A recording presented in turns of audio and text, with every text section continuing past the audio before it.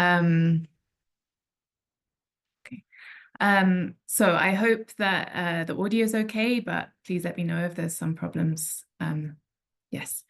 Okay. So I would like to talk about some joint work with various co-authors. And this is some like the kind of latest piece of work in a series of papers together with Lydia Angeleri-Hugel and various co-authors, in which we've been trying essentially to study the lattice of torsion pairs in the category of finite dimensional modules over a finite dimensional algebra from a particular perspective. So we are trying to make use of tools that are coming from approximation theory, and in particular like co-silting, large co-silting complexes, modules, co-tilting modules, all of this kind of theory, and seeing what we can say about this lattice of torsion pairs. And yes, so I will mention various collaborations. So the first, these are papers that will come up during the talk, and I will abbreviate them as follows. So I will mention a joint work with Lydia Angeleri-Hugel, Jan Stovacek, and Georges Vitoria, and I will denote it like this, and this is about to be published. And then I will also mention some work from a preprint that's together with Lydia Angeleri-Hugel and Francesco Sentieri. And then the main result that I'm aiming for is from a paper or a preprint that we're currently preparing. So it should be on the archive relatively soon. Okay, so let me start by kind of setting the scene of what I want to talk about. So I will always be fixing an Artinian ring. So I want to be working in a module category, and I would like the category of finitely generated or finitely presented modules to be finite length, so Noetherian and Artinian, so they all have composition series. And so that's why I'm fixing Artinian, because many things that we're going to do work only in this setting. And I'm going to fix the notation for the category of finite length modules to be mod A with a little m, with a lowercase m, and the category of all modules to be mod A with an uppercase m. So the case of the letters will be important in this talk. Okay, so I will be interested in two particular types of subcategory of the category of finite length modules. The first type of subcategory that I'm going to be interested in is called a wide subcategory. And this is a subcategory that is closed under kernels, co-kernels, and extensions. And these subcategories occur across representation theory of finite dimensional algebras, for example, relatively frequently. And this is for various reasons, but one way to think about these subcategories are that they are the exact abelian subcategories. And yes, so in particular, these are always length abelian categories. So they will have some set of simples, and every object will have a composition series relative to those simples. And yes, these somehow will show up in the talk. I won't spend too much time motivating them, but we'll see them. And therefore, I would like to fix a notation for the collection of all wide subcategories. So I'll just write wide with an A for the set of subcategories of mod A that are wide. Okay, so this is one of the families of subcategories that we'll see throughout the talk. And then the other family of subcategories are torsion classes. Probably many people have seen these before, so I won't spend too much time on them. These are the subcategories that are closed under quotients and extensions. And if you've seen torsion classes before, then you will surely know that a torsion class does not spend time on its own, it always comes in a pair with the torsion-free class, which is the collection of all modules or the subcategory given by all modules that don't have any homomorphisms from the torsion class. This is a torsion pair. And these pairs are interesting because given a torsion pair, we can say that for every module, finite length module, there exists a short exact sequence where the first term is from X and the second term is from the orthogonal of X. And so torsion pairs give you a way to kind of decompose your category into two pieces. Okay, so this is just to set the foundation of what I would like to talk about. In fact, the main object of interest will be something that combines these two concepts. So, like I said, the research that I would like to talk about is an attempt to understand the lattice of torsion classes better. So what is the lattice of torsion classes? Of course, it should be a partially ordered set, and the set aspect of it is the set of torsion classes. So we fix this notation tors A for the set of all torsion classes in mod A. And then we need to have an ordering on it, and the ordering is the obvious one. So we say that T is less than or equal to T prime whenever T is contained in T prime. So we just order them by inclusion. Okay, so this puts a partial order on the set of torsion classes, and in fact, it's a lattice. So if you take any set of torsion classes and then take the intersection of all of those torsion classes, you get another torsion class, and this is the meet in the lattice. And this is it's in fact a complete lattice, and you can also define a join. Okay, so the title of this talk mentions wide intervals, and this is somehow the central concept of what I want to arrive at in this talk. So a wide interval is a special kind of interval in the lattice of torsion classes, and it, of course, needs to involve wide subcategories. So we call an interval in the lattice wide if, when we take the intersection between the torsion-free class corresponding to U and the torsion class T, so the torsion-free class corresponding to the smaller one and intersected with the bigger one, then what we get is a wide subcategory. So yes, so like I said, this will be an interesting, these things I'm claiming are something interesting to representation theorists. So let me fix some notation for them. So I'm going to write W int A for just the set of wide intervals. So that way I can refer to it later.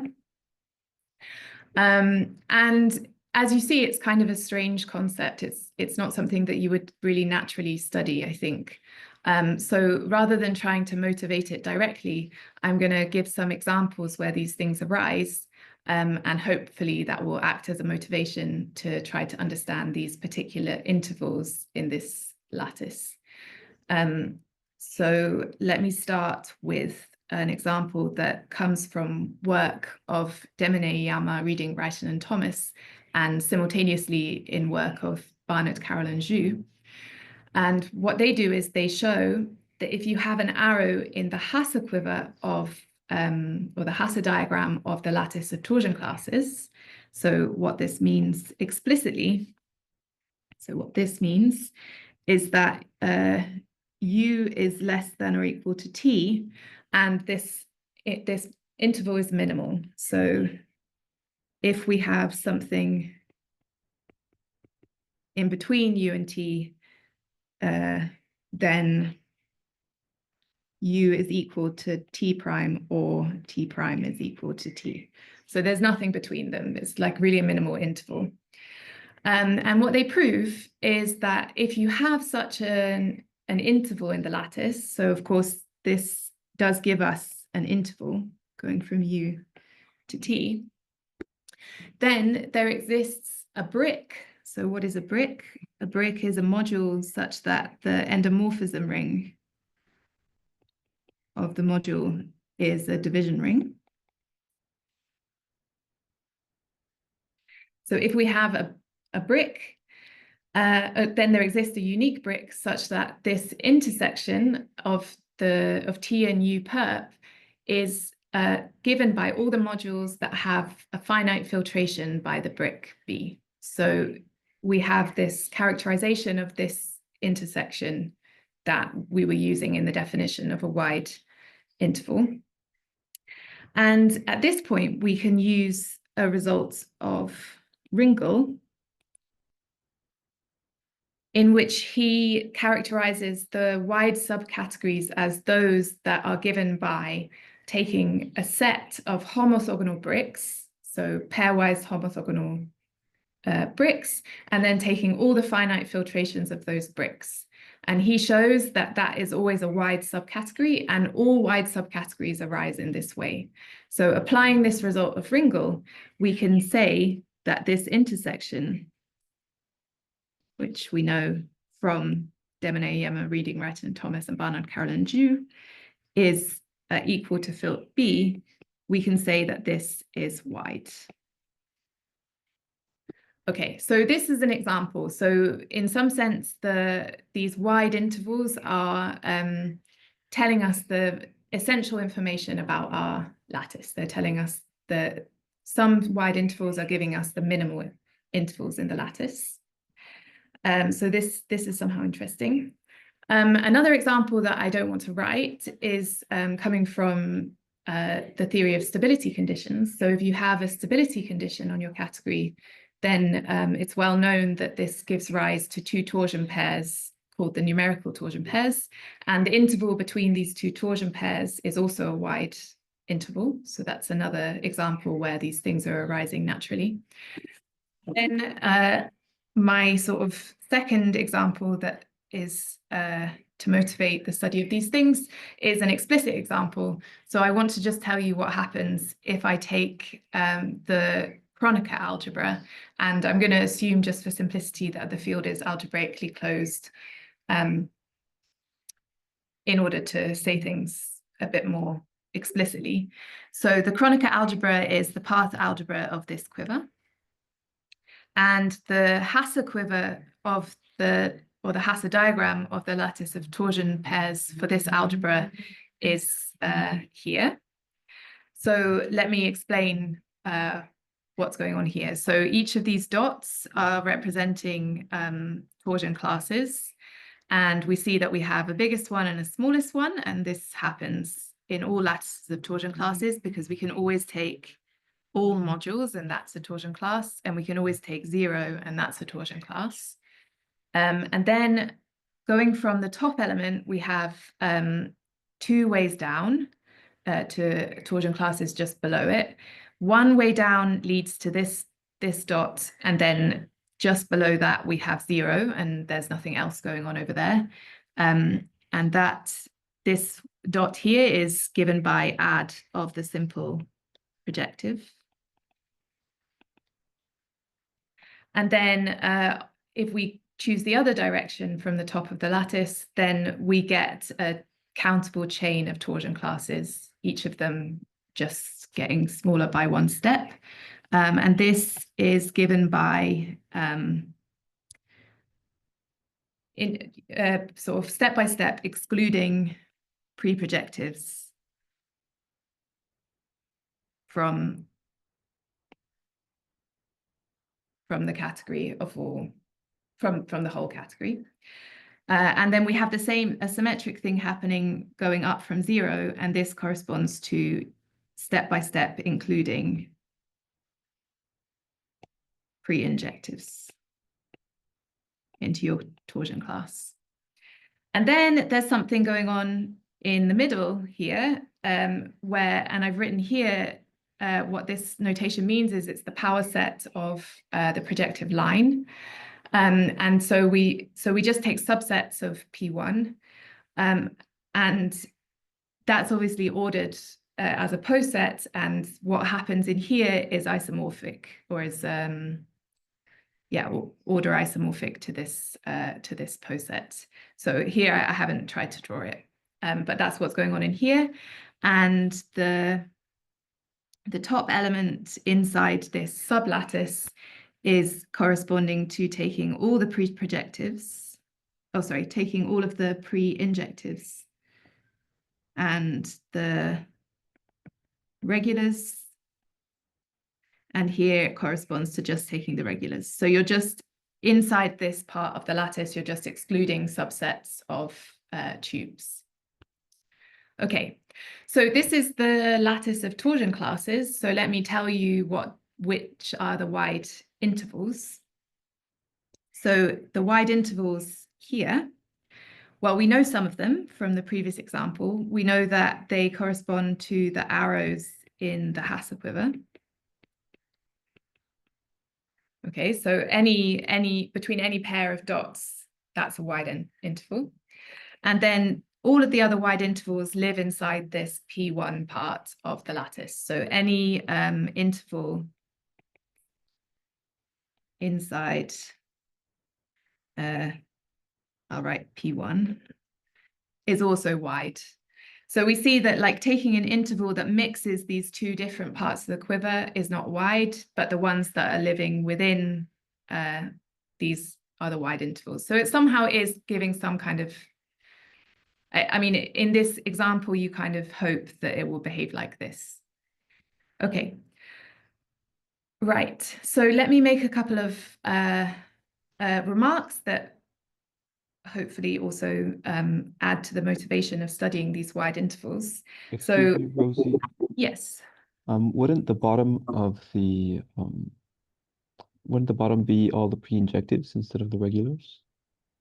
Sorry, it's in the interval in the chronicle example. Yes, sorry, you're correct. Thank you. Thank you, Diego. Yes. Thank you very much. You're welcome. Yes, and then below that, we're just kind of excluding them. Okay. Yeah, so let me make a couple of remarks following this. So these wide intervals, as I mentioned, have been studied in various places, and I wanted to remark about this. So Asai and Pfeiffer consider these intervals, and one of the things they show many things. They have a very nice paper on this, but they show that the wide subcategories that arise in this way, coming from an interval of the lattice of torsion pairs, is in fact all of the wide subcategories. So we have a surjection from wide intervals to wide subcategories. And the way that they show this is that they take a wide subcategory and they show that you can consider the interval that comes from the smallest torsion class containing W, and taking the torsion class that comes from the smallest torsion class containing W intersected with the orthogonal of W. Okay, so in some ways we can kind of think of wide intervals as generalizing wide subcategories, if you like. And then I also wanted to mention some work of Erik Hansen, where he considers a poset structure on the set of wide intervals. And I won't say much about that because I don't know so much about this, but this is something he calls the binuclear interval order in I think it's lattices, and then in this case that corresponds to a poset structure on the set of wide intervals. Okay, so having motivated wide intervals, I would like to explain to you how these intervals have kind of fallen out of the work that we were doing. So neither of me nor Lidio or our co-authors were really looking to study these particular intervals, but they arise very naturally from the point of view that we're working. So I'm now going to take some time to introduce some of the key notions in this approach to studying the lattice of torsion pairs that we've been taking. So the kind of main idea is that there exists some subcategories of the unbounded derived category of all modules. So we're no longer restricting to finite length modules that parameterize TORS A. So I'm going to draw a picture of how this works. So the basic idea is that with one of these subsets, you can consider two subcategories of the unbounded derived category. So you can look at all of the complexes in the derived category that have no homomorphisms to positive shifts of n. So I'm going to imagine that these complexes are living to the left of this line. So they're living here. And then you can also define the set of complexes that have no homomorphisms to non-positive shifts of n. And I'm going to imagine that they live to the right of this line. And then, in fact, this pair forms this is actually a T structure.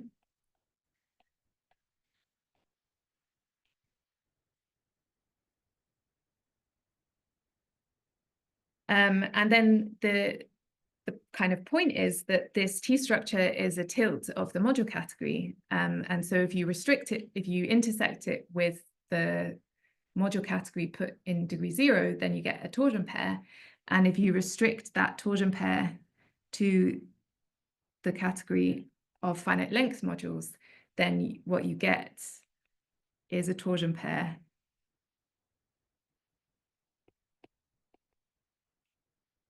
in mod A.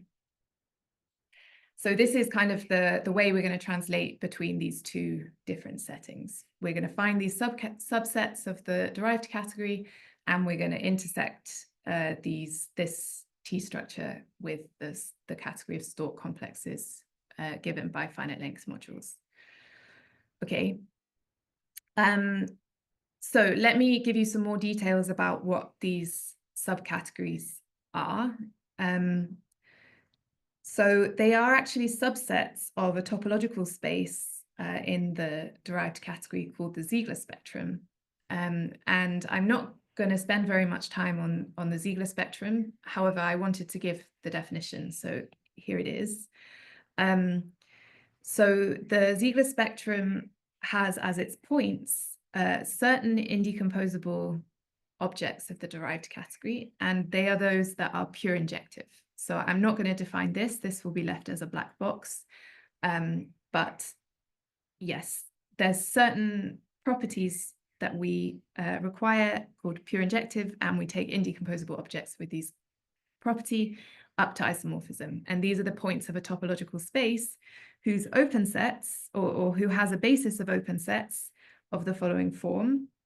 We take those objects of the Ziegler spectrum such that there are no homomorphisms, that there is a non-zero element of this Hom set here. So I guess it's a function between Hom sets, right? We want this to be non-zero. And what is this F? This F parameterizes the basic open sets, and the F is a morphism between perfect complexes. Okay, so that's everything I'm going to say about the Ziegler spectrum. But I wanted to give the definition just so for completeness. Okay, so this set N is a subset of this Ziegler spectrum with some additional properties. So the first kind of restriction we want to make on our subsets is that we want them to be rigid. So what we mean by rigid is that, first of all, they are living close to the category of modules. So M should be contained in this subcategory of the derived category.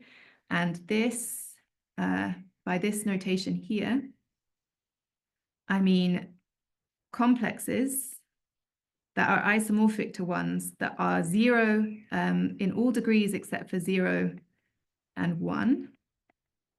And in degrees 0 and 1, we should have injectives. And these can be infinite dimensional injectives. So again, as I said at the beginning, the case of the letters is important. And here I have an uppercase I, so I mean arbitrary injectives. Okay.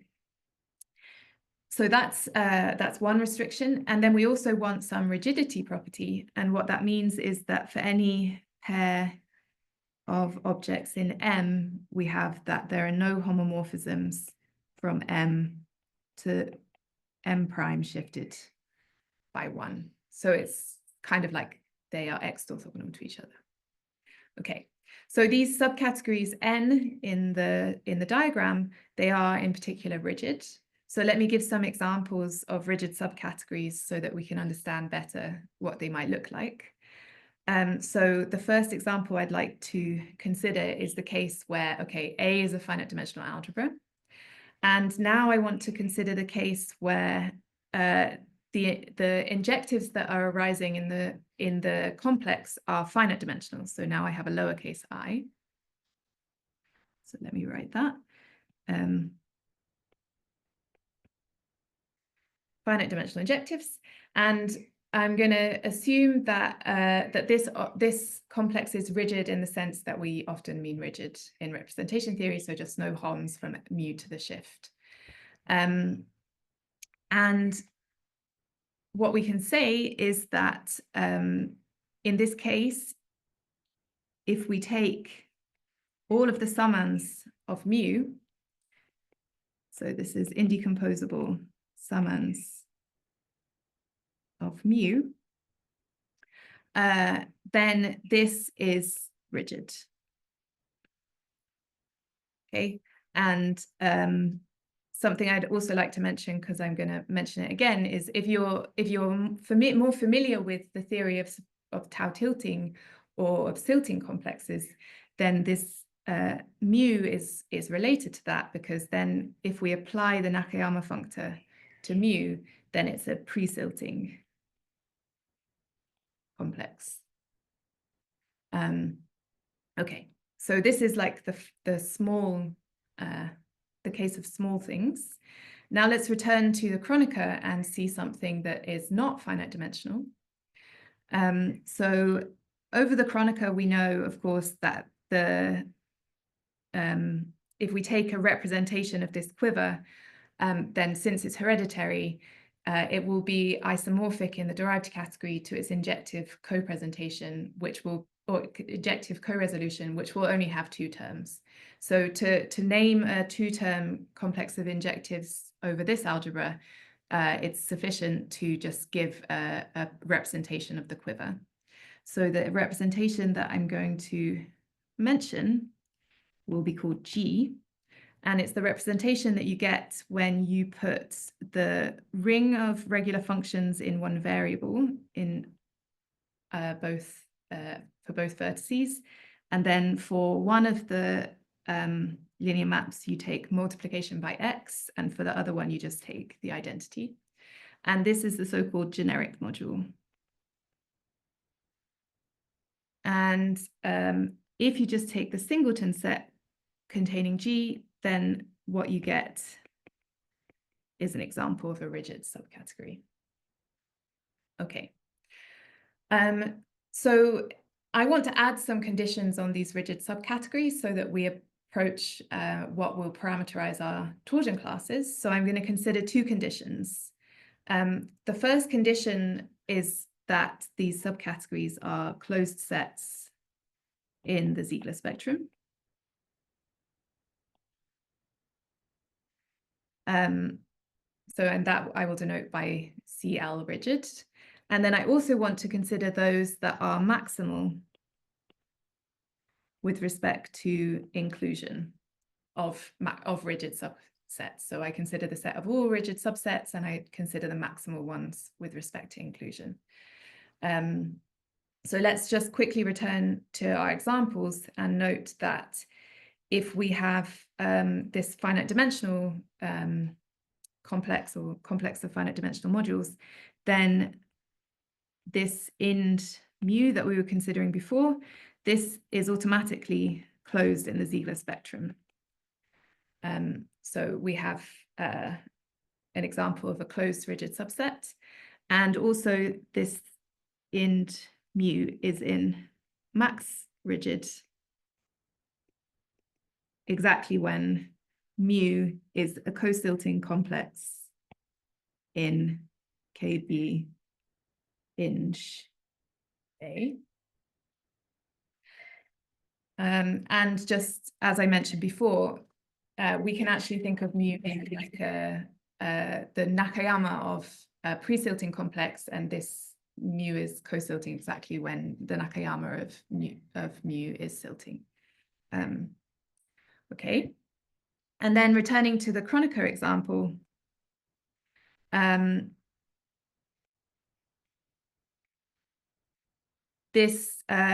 wait, it was already written. Get rid of that. If we consider this singleton containing just the generic, then this is also a closed rigid subset, but it's not a maximal rigid subset.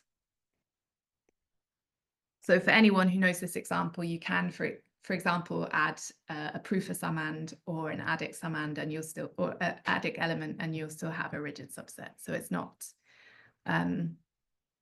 maximal. Okay, so with all of this, it's time for the first theorem, and this comes from the first paper with Lydia and Francesco. And what we can prove is that there is a bijection between the maximal rigid subsets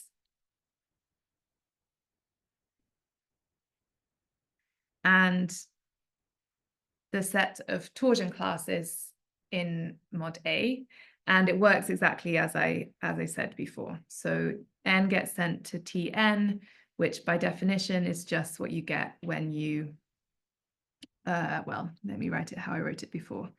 When you intersect mod A with the orthogonal of all non-positive shifts of n. And just want to note that this looks maybe like a difficult thing to calculate, but this is the same thing as just looking at the orthogonal of n. So it's not, because of the fact that they're two-term complexes, you don't need to check all of these shifts. And in fact, you can just check H0 if you like. Okay. And then to go back again, you can take a torsion class and construct a maximal rigid subset, but I'm not going to mention this today, how to do this. So that would be a kind of different talk, because I want to head towards wide intervals and how these connect to these structures that I've been defining in this section. Okay, so this is a kind of maybe useful theorem, and I think we've been seeing that it has many applications. So let me make some remarks about it. So first of all, of course, tors A is a lattice. So that means there's some poset, or there's some lattice structure on max rigid, and this can be characterized in this way. So n is less than or equal to n prime if there are no homomorphisms from n prime to the one shift of n. And then I wanted to mention something about the case where the T is functorially finite, because maybe this is a case that people have considered more. So in that case, we know from Adachi, Yama, and Wrighton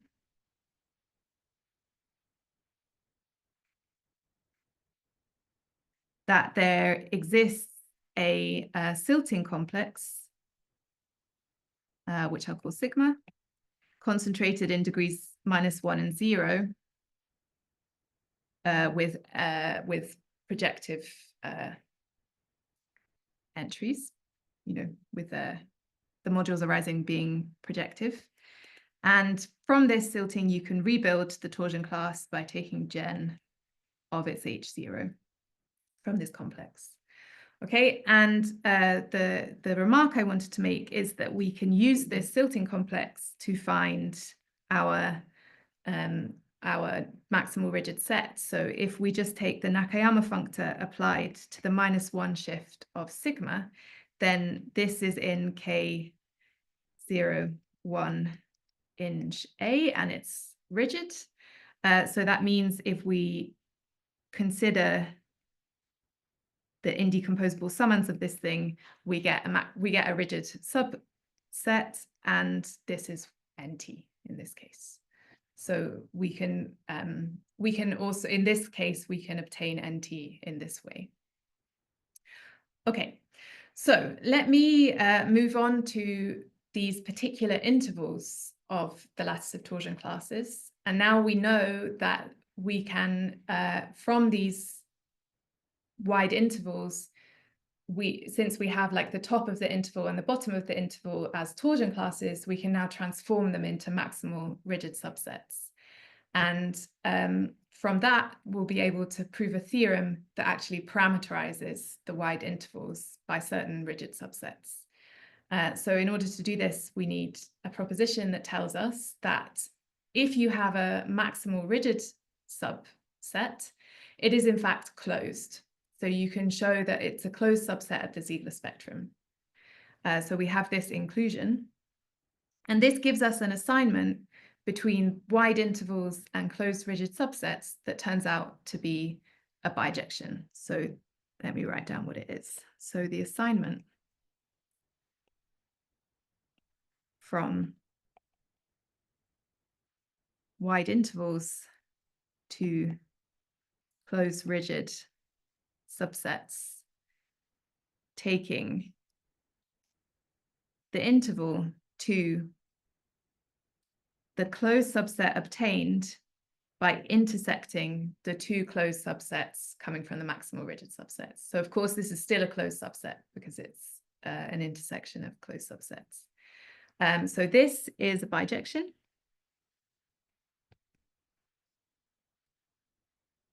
And I'm actually going to take a moment to tell you what the inverse is of this bijection.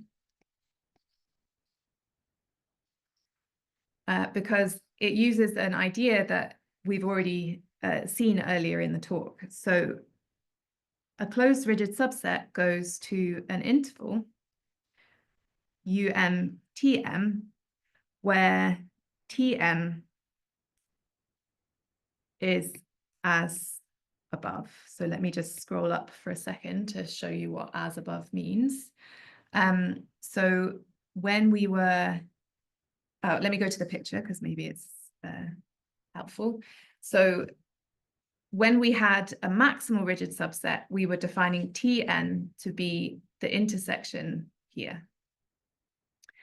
So in particular, it was given here. It's the module category intersected with the aisle of the T structure, which we can express completely in terms of modules as it, like this.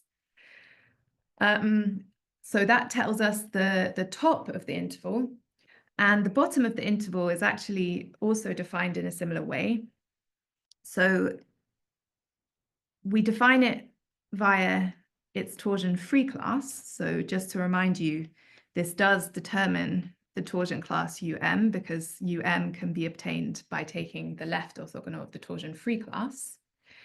And the way that we obtain this torsion-free class is to consider all of the finite length modules such that there are no homomorphisms to one shifts of elements of M.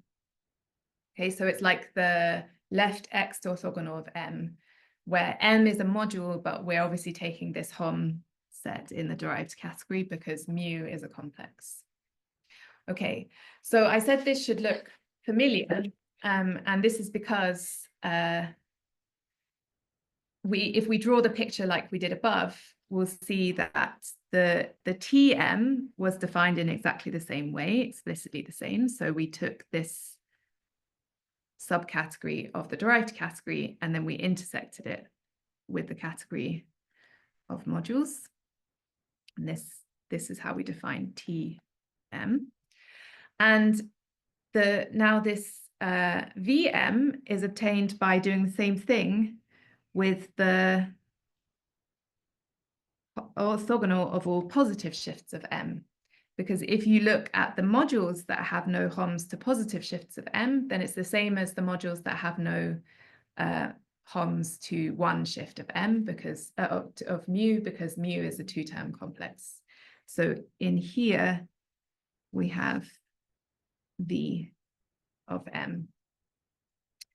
Okay, so basically the kind of like simple idea at the heart of all of this is that when you're given an M, you don't necessarily have a T structure anymore with these two parts, but you can still play the same game and you'll get two different torsion classes, and they will be arranged in a wide interval.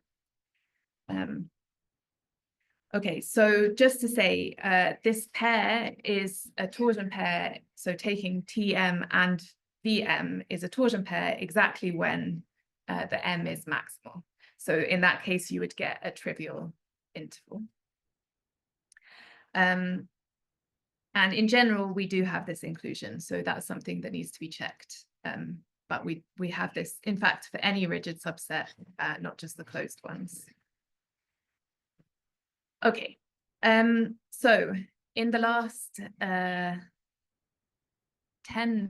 minutes, I think I have roughly 10 minutes. Let me say a couple of remarks about this theorem. So maybe, yeah, well, one main remark that tells us something very, in my view, interesting about how we can interpret these intervals. So the question that is giving rise to this remark is, how does M relate to the interval itself? So what does M actually have to do with the interval? Have we just found a set theoretic bijection, or are the two things related? And the way that we can approach answering that question is to remember that if we have such an interval, then that means that the bottom of the interval relates to some maximal rigid subset. And also the top of the interval relates to some maximal rigid subset. This is by theorem 1. And from this, we can understand how the things are related. So I'm just going to lighten this notation because we have a double index. So let me just call this mu minus because it's the thing at the bottom of the interval. And I'm going to call this one m plus because it's the thing at the top of the interval. So by construction, you can check. I mean, there's something to check, but one can see that M must be contained in M minus and also in M plus. So that's something that you can prove. And that means that the following are equivalent for a torsion pair, just an arbitrary torsion pair in our lattice. So T is contained in the interval between UM and TM, if and only if the corresponding maximal rigid subset given by T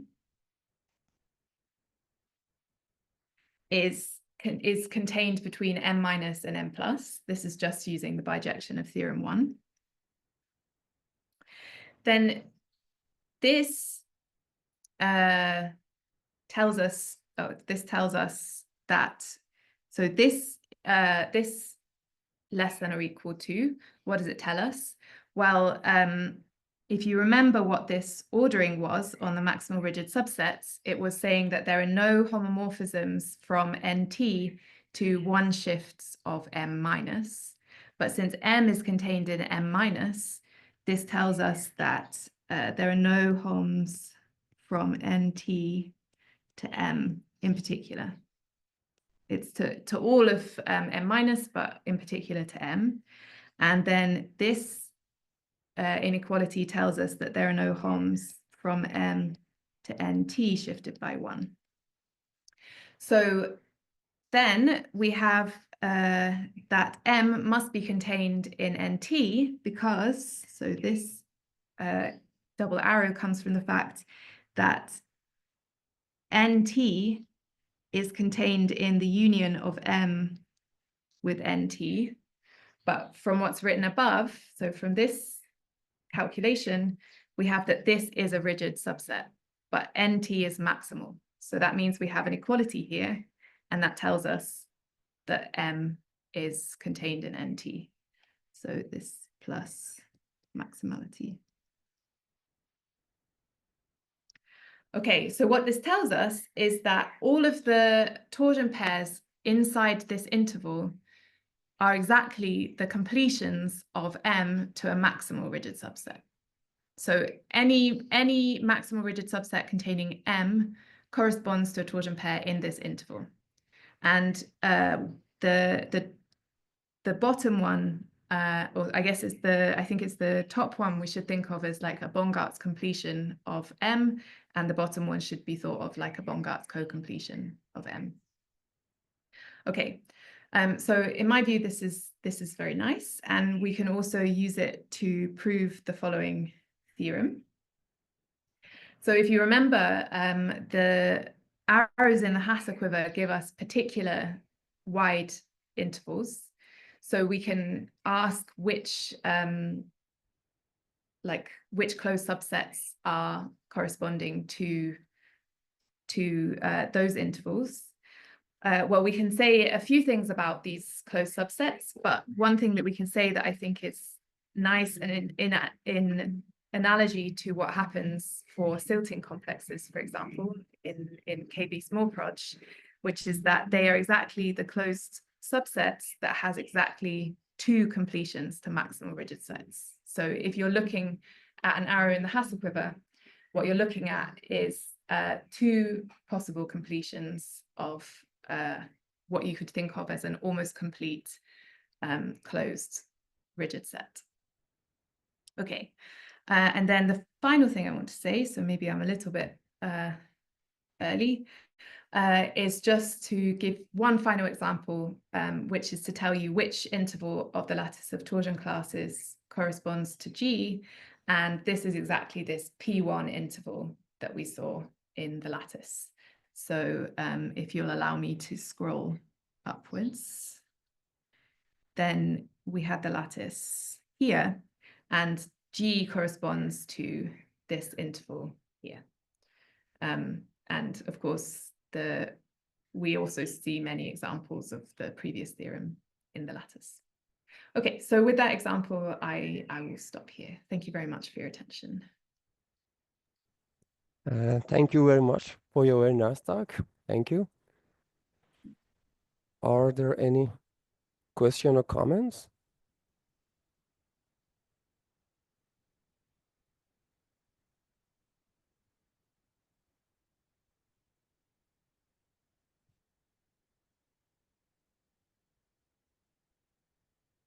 So let me start with some small question. As you know, there is some definition of IC closed subcategories, and also there are some paper about the IC closed intervals. And Yes. it's this, in some senses, generalization of the torsion and also wide subcategories.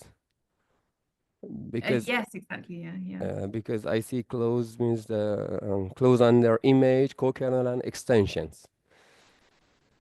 Yeah, And exactly. So wide subcategories would be closed under. It would be closed under all of those 3 things, and also yes. so what do you think about the such similar results about the IC closed intervals? Yeah, I don't know. We've never, I mean, like I said, we weren't really trying to study these intervals in what we were looking at. They just came out. So it would be interesting to turn it on its head and ask which intervals, which closed subsets come from ICE intervals. I've never really thought about it. Yeah. And The other question, maybe. So if not the case, I have another one. You speak about the two completion in, I mean, Yeah, in at the last, end. and I think here you can speak about the mutation, yeah? And it's, Yes, so that's something I was like not mentioning in the talk, but these yeah. wide intervals are also so we in the paper with Lydia, Georges, and Jan, we were defining a mutation, and these wide intervals are exactly where the two rigid subsets at the top and the bottom are related by mutation. So in this theorem, as I guess you're kind of spotting, is that this is exactly when you have what's called what we call an irreducible mutation. So you're really the thing that is the two possible things that are missing from M are related by an exchange triangle. Yes. Yeah, thank you. And my last question, sorry. You speak in about the Hasse quiver, and if in interval which correspond to the arrow, Yes. we have exactly one break. Yes. And what about the semi break? I mean, if we have an interval larger than what one arrow, is it true that this is corresponding to semi break or? Yes, exactly. Yes. So this result of Ringel is that I mentioned tells us that if you take the simples in the wide subcategory, you get a semi-brick. And yeah, I mean, in the story that I was saying today, I think you don't really see the role of those bricks. But if you tell the mutation story, then those bricks parameterize the summands that you swap, or the elements of the rigid subset that you're swapping by mutation. So yes. And we have any semi break by the interval. It's true.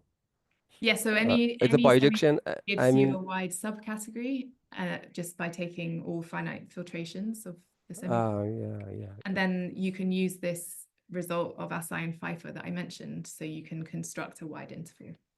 But I think, I mean, that wide subcategory will arise. So this thing that I wrote here. This is not the only way that you can construct an interval coming from that semi-brick. So this is one interval that has the corresponding wide subcategory W, but in general, there are more. yeah, thank you. Yeah, thank you very much. Thank you for your questions. So if not any more question, it's time to speak off again. Thank you very much for your very nice talk. Thank you. Thank you for the opportunity. Okay, let me stop sharing. Yes.